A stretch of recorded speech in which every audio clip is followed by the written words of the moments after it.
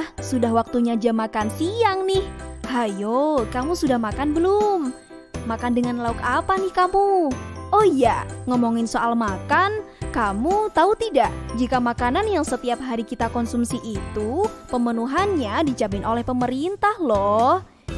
Di mana makanan atau yang disebut dengan pangan ini merupakan salah satu kebutuhan pokok bagi manusia. Jika kebutuhan pangan ini tidak terpenuhi, maka kehidupan seseorang dapat dikatakan tidak layak. Sehingga kebutuhan pangan itu dikatakan sebagai kebutuhan fundamental.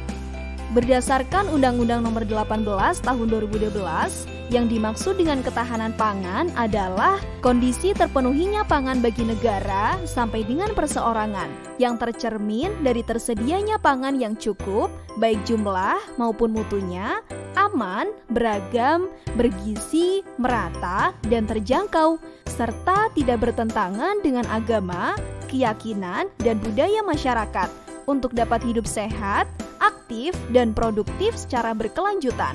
Ternyata ada loh faktor-faktor yang memengaruhi ketahanan pangan.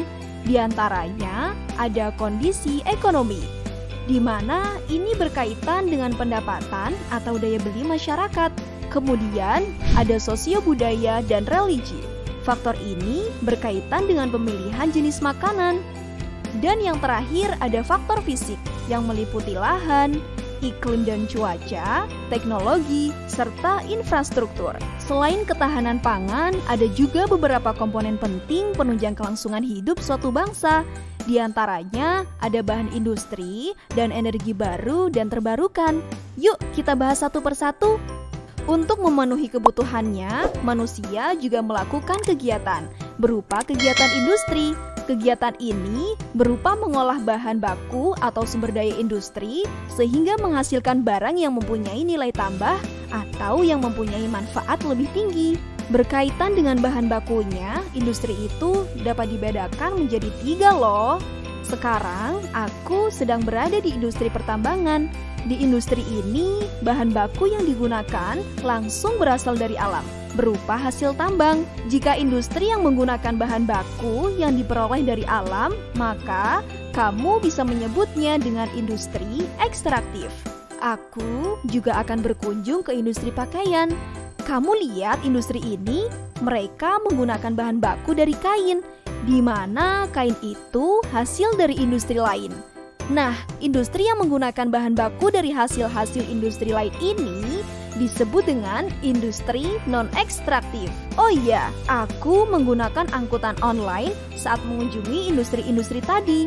Angkutan itu juga merupakan salah satu dari industri yang kegiatannya menjual jasa layanan. Industri angkutan ini termasuk ke dalam industri fasilitatif atau industri tersier. Kita balik melihat industri tadi ya. Kamu lihat ada berbagai mesin yang digunakan di sini. Mesin-mesin ini digerakkan oleh tenaga fosil. Minyak bumi dan batu bara masih menjadi energi utama dalam menggerakkan mesin. Ada energi utama, ada juga energi baru dan terbarukan yang bisa kita manfaatkan.